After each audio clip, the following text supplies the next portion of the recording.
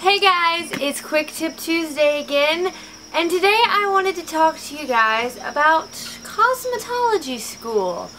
I've realized that I actually have a lot of people that watch me that are either A, thinking about going to cosmetology school, B, know that they're going to cosmetology school, or C, are currently in cosmetology school. And I've realized that I haven't really talked much about cosmetology school yet.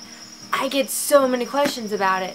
So I thought that I would do a Quick Tip Tuesday on it, and I'm going to open up the floor for you guys to ask me any and all questions that you want in the comments about cosmetology school. It'll be easier to have it all in one spot.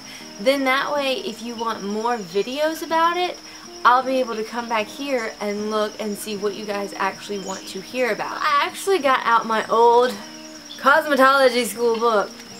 This was what I had at Aveda. I went to Aveda Institute. Cosmetology school is like college. There's so many different places that you can go to, different names and all. When it came to the education, they knew exactly what they were doing, and this is the book that I had. So many people I've learned don't know that when you go to cosmetology school, you're not going to just learn about hair. So when you first open up this book, it starts out with professional development and such, which makes a lot of sense. Then you go into salon ecology and all this stuff about diseases and stuff that you have to know. And the next chapter, which is only chapter 3, you go into anatomy and physiology. But a lot of people don't realize that you have to go into a lot more than just hair.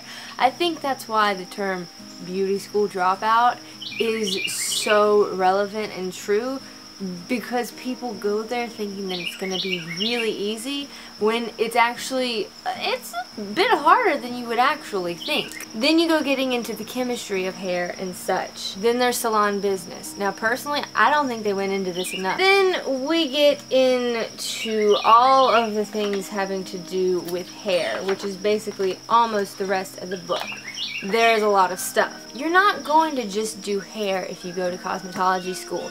For each state it differs, but for the state of North Carolina, which is where I went to cosmetology school, I had to have 1,500 credit hours. In order to take my test to get my license, I had to have the 1,500 hours. Once you complete your 1,500 hours, you go to take your state board test, which is pretty intense. It's about 4 hours for where I was. You have to do all this stuff, because while you're in school, you have to get a certain number of haircuts, a certain number of colors, a certain number of this and that.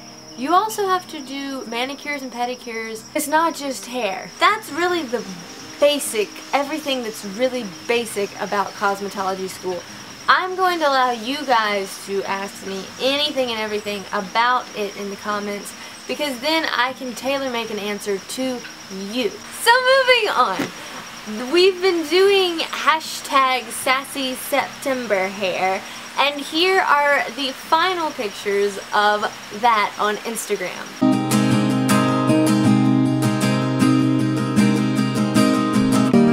If you're new to this, basically what I've been doing is, if you follow me on Instagram, each month I'm coming up with a hashtag. I am trying to stay on top of this now. We had to take a summer break, but I've come up with another one for October. I'll have to explain it though. So for October, it's actually going to be hashtag Occipital October. Go behind the middle of your ears and feel your skull back behind that part. You'll feel a softer part and then a bone that kind of makes an arch over that spot.